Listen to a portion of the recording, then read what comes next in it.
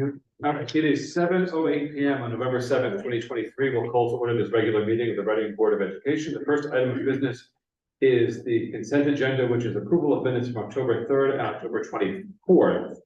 I'm going to start there. I have comments on both sets of minutes. We're going to start with October 3rd. Any questions or comments on October 3rd? Is that the regular meeting? It's the regular meeting, and my first comment is that I call to order a regular meeting, not a special meeting. So that would be an adjustment to that. There's one place where it says dip and it should say, or it says dip and it should say dip. Oh, here it is. Page 3, like the 9 lines from the bottom, first word. Page 3, yeah. Oh, it's sip and scores. Yeah. No. Right here, so. Oh, I see it. Got it. Thank you. Yeah. Any other questions or comments on October 3rd? Could I have a motion to accept those minutes subject to the 2 changes that were pointed out? Laura, second. John, any discussion? Call the question. John Shanahan. Approve. 7-0. Moving on to the October 24th minutes, which is the minutes related to our special meeting. I would note that the initial motion to enter executive session for the purpose of hearing the grievance should reflect the motion was to enter executive session for the purpose of hearing a grievance of a member of the REA related to personnel items and to invite the superintendent, director of finance and operations, board counsel, grievance counsel to attend.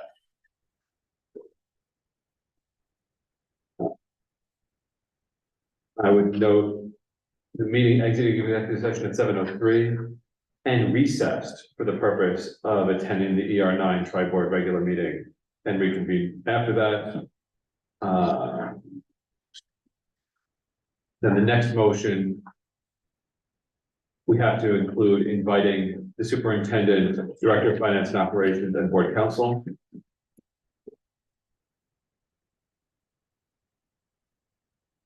Those would be my comments. Any other questions or comments on the October 24th meeting minutes? Actually, you know, I would include in, okay, the attendance is fine.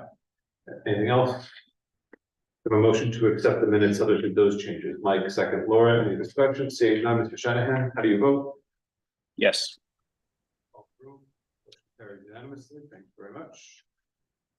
Move this swiftly on to item 3 of the agenda, public comment, and members of the public wishing to be heard. On to our first of 2 board member comments. Members of the board have a comment tonight. Right, moving tidily along to administrative report, Dr. McKinnon. Okay, we have 2 brief administrative reports this evening, and we're going to start with Dr. Pearson, you vote. All right, thank you.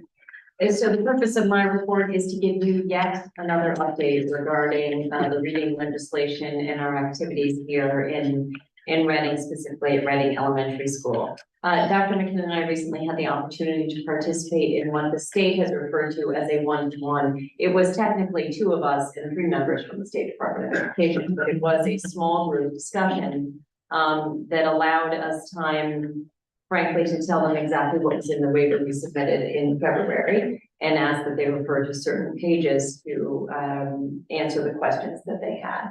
The update that was most useful was really to confirm that if our waiver is accepted, it provides us indefinite flexibility from the state's legislation so that we would then be able to continue with the contents of the reading program that we have followed in years past, which included a combination of resources, the Teachers College Units of Study, Hegarty, and Foundation, primarily in grades K through 3, or select from either the core programs that the state has already shared with us last year, or other districts across the state whose waivers were also accepted. And if those districts choose to share their programs publicly, then that will be listed and available on the state website. The tricky thing here is that they have told us now that we will hear back from them by December 1. Remember, we submitted the waiver in February. We will hear back by December 1. They've extended the deadline for us to apply for the third round of Right to Read grant funding to December 15th. So that will allow us approximately 2 weeks to consider what we would hear back and then to think about whether we're going to ask for more grant funding. The grant funding can only be used for reading programs that have been approved by the state. So we cannot use them to buy partial materials. We can't say we want more decodable text or something of that nature. We have to say we want more CKLA materials. We want materials of another approved core reading program, or nothing at all. So we are at the point where we are continuing to gather information. This is too an important decision to make quickly. And technically, we do have until the beginning of the 25-26 school year to have a program in place. So during this time, we're still following the state standards. We are following best practice in terms of literacy development. And we're gathering feedback from our teachers, and we'll be sharing a survey soon with teachers, with leaders, and with parents so that they can share more about their experiences with the core reading pilot. It's a very different approach to reading and writing instruction. And so because this is a large change, we want to carefully consider our next steps. The other key thing here is that the knowledge strand is a really valuable part of the core reading program. Once we determine what program we want to use, I need to have that information to consider as we revise our social studies curriculum and we look at some of the science bands, how we can align those topics so that they're all connected. So we can't sort of haphazardly have different programs running for too long. So we are moving deliberately and carefully, but trying to keep the ball moving so that we can indeed make some decisions and advance the social studies revisions as well. Happy to answer any questions.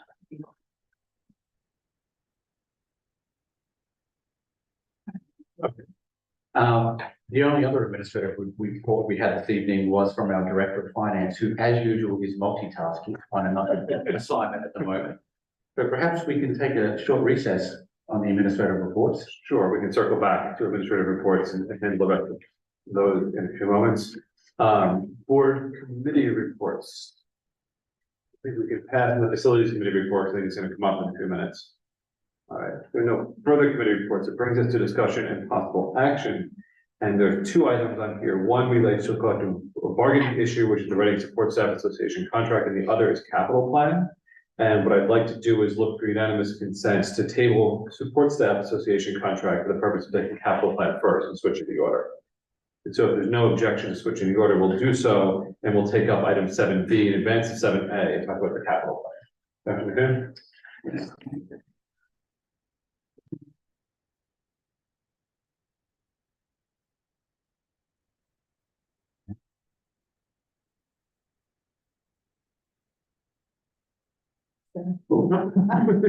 Did you see it? Yeah. Be fast.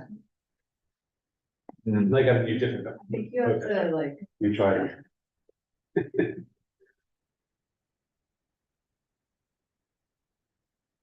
Oh. Good change. There you go. Yeah. You done? Yeah. There we go. All right. So, would you like me to give an update? Sure. Okay. So tonight, and of course, Mr. D'Agostino can also help us frame the discussion. We talked about several things during our facilities committee. One is the boiler repair at John Reed Middle School. We have sections of the boiler that need to be replaced that we just learned about in the past couple of weeks. And these sections need to be replaced related to incoming water quality and perhaps the corrosion of those particular parts. And there's an item in the capital plan for the boiler repair in the amount of $22,000. It's something that we need to address as soon as possible. There are two boilers at John Reed Middle School. The school can function with one boiler. typically. However, we need to have both boilers up and running. Mr. D'Agostino provided an extensive overview of the repair process and sourcing the parts which aren't currently available. And so we have placed the boiler section repair of John Reed Middle School in the capital plan for $22,000. However, we probably need to source that repair and the part and fund out of operations as soon as possible. So we kind of need to do two things at the same time. So that's the boiler repair. We also talked about the Reading modernization project. And for this project, we went back and talked about the space in grade 1 and 2, the wing, and the furniture we ordered last year for grades K1 and 2 were predominantly storage cabinets and lockers, and a couple of large pieces for that space, but it didn't fill up the space and didn't adequately finish the project. So we worked with a designer and media education to come up with a rendering of some additional furniture that would really bring that project over the finish line. And that project to fund that furniture was approximately $24,000. We also talked about, under the category of the Reading modernization project, where we were with the library. And if you recall, we still have the window to finish. The cost of the window wall is $27,800. We do have $14,000 coming from ARPA funds, which means we would have to fund approximately $13,880 out of operations this year to finish the window project. And finally, Mr. D'Agostino talked about our well situation at John Reed Middle School. Essentially, we have one well that's currently operating that fills the storage tank at a certain rate per gallons per minute, which leaves us kind of right at the threshold of having adequate water throughout the week. And so there's a recommendation to install a monitoring alarm for that storage tank for about $5,000, which is something we should do immediately. But we also added connecting a second well that we have on the property so that we have adequate water at John Reed, which is something that's been discussed in the past. And that was added to the capital plan for approximately $150,000. And so they were kind of the major points of tonight's discussion during our committee meeting. So there's, I think, 3 principal action items that have been recommended by the facilities committee to the full board. The first is to direct the administration to go ahead and make the boiler section repair at John Reed without delay. The second is a recommendation to go ahead and fund the furniture at RES to complete the modernization program in the 2nd grade wing. And the third would be to approve the revised capital plan that's on the screen, which is the committee's recommendation at this point. And this is kind of our working notes during the meeting in terms of doing the furniture now, doing the boiler repair as soon as possible, taking care of the $5,000 for the storage tank alarm, and waiting until April to see how we're doing in terms of operating for the additional $13,800 for the window wall. Okay. And so back to the capital plan. That's what we have. So those are the 3. Go ahead, Troy. I was just gonna, you couldn't do the window wall now anyway, right? It would be a summer project. The understanding, and Mike, correct me if I'm wrong, is it could be a school break project. It can be done in the week in December, it can be done in the week in April, like within that window. So I think we'll probably revisit it in March and see how the funds are looking and decide if we want to do it in March or wait until summer. And if we do the second well, we still need the monitoring alarm no matter what, correct? Yes, that was recommended by our water provider. So on the 3 recommendations, I think I would suggest that we start with the boiler repair, which in my view is sort of a, undebatable topic, that is something that has to get done so that we don't run into a situation where we have no heat in the building. which would be a catastrophic problem. So I would look for a motion in keeping with the recommendation of the committee to authorize the administration to take immediate steps to repair the boiler at John Reed, subject to future funding requests of the town, but to take immediate action regardless. I'll make the motion. Laura makes the motion, Mike seconds the motion, go ahead, sorry. That 22,000, Mike, you're comfortable with that number? Yes. Back. Hard bid, but parts availability could push it until March, which would be after the heating season. But Mike is scouring the earth to these boiler parts and to get it done there. He's promised to spend the weekends, driving to West Virginia to pick up some parts and come back. I did see an email about him driving to Pennsylvania. There is a redundant boiler, but, well, we would no longer have redundancy. We would just have one, because that one is currently just down. And on like extremely cold days, it would strain the system and tend to not be able to heat all the rooms where they need to. It requires immediate action, and even with immediate action, it might not be repaired till March, is. Yeah.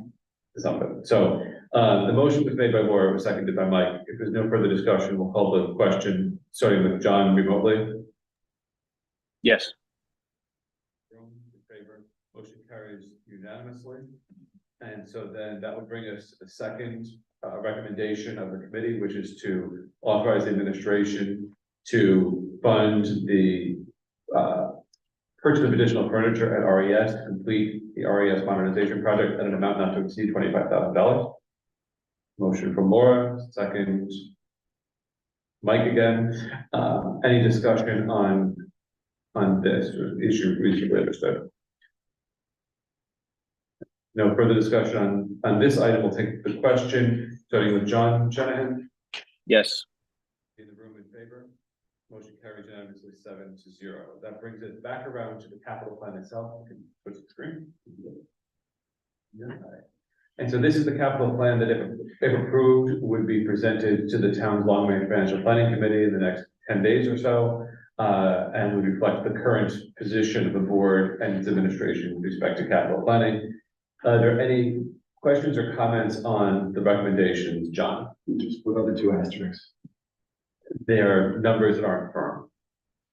That they're based on an old estimate that we think is probably high, but we're disappointed in it. It's fine. At least with respect to the roofing.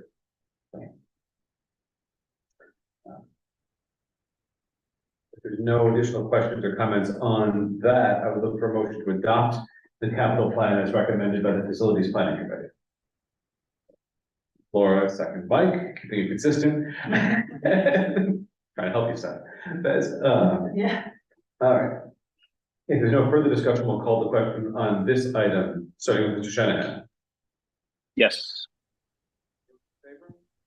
Motion carries 7-0, and so that will be what is presented to the long range capital planning committee of the town. Any other items with respect to capital planning, Dr. McKinnon? No. Any other items with respect to the facility plan recommendation, Mr. Dyke? Okay. All right, and that concludes item 3B on the agenda. I'm sorry, excuse me, wrong agenda. Item 7B on the agenda, with the capital plan, which will bring us back around to item 7A of the agenda, which is the Reading Support Staff Association contract. And what I'd like to do at this point is look for a motion to recess the meeting for the purpose of having a non-meeting to discuss collective bargaining. And what I would suggest is that if that motion is adopted, the board recess out of the room for minutes and come back so that we don't have to clear the room.